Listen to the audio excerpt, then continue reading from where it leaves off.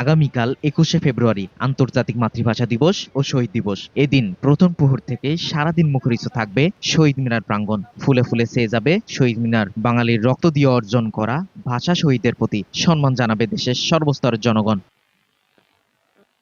বৃহস্পতিবার ২০শে ফেব্রুয়ারি শহীদ মিনার এলাকা ঘুরে দেখা যায় রঙিন আলপনায় ছেয়ে যাচ্ছে শহীদ মিনার সংলাপ রাস্তা ও পার্শ্ববর্তী দেয়ালগুলো।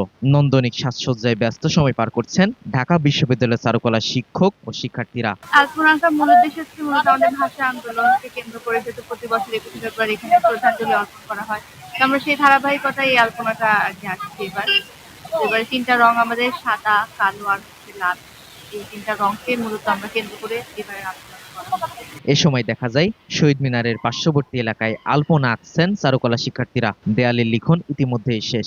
চারুকলা শিক্ষার্থীদের দিনভর চলবে আলপনা আঁকা ও দেয়ালের লিখনের কাজ। তো আমাদের বাঙালি সংস্কৃতির সাথে সাথে আমাদের যে শহীদরা, শহীদ ভাইদের স্মরণে আমরা আজকে আলপনাটা করছি এবং ৫২ ভাষা আন্দোলনের সেই তাৎপর্যপূর্ণ দিনটা আমরা হচ্ছে সবাইকে মনে করিয়ে দিতে চাই। তো রাস্তা দিয়ে যারা যাবে তারা যাতে সেই দিনটাই স্মরণ করে।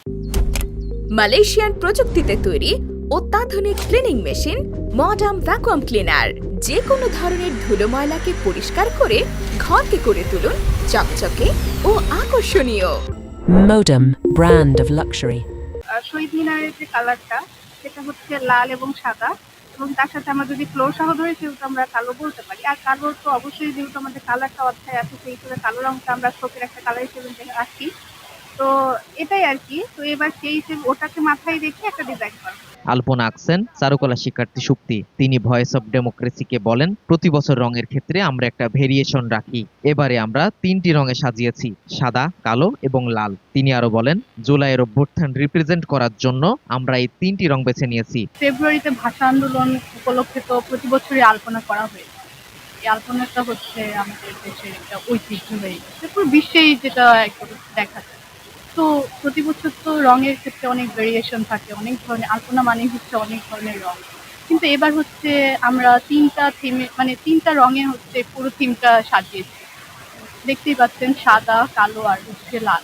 মূলত জুলাইয়ের যে অভ্যুত্থানটা সেটাকে রিপ্রেজেন্ট করার জন্যই আমরা ৩টা রং হচ্ছে এবার চুজ করেছি। চারুকলার আরেক শিক্ষার্থী সৌরভ সরকার বলেন, আমরা যে ৩টি রং নিয়ে কাজ করছি এই ৩টি রঙের মাধ্যমে আমরা জুলাইয়ের বিপ্লব তুলে ধরতে চাচ্ছি। আরিয়ান সাকিব, ভিওডি বাংলা, ঢাকা।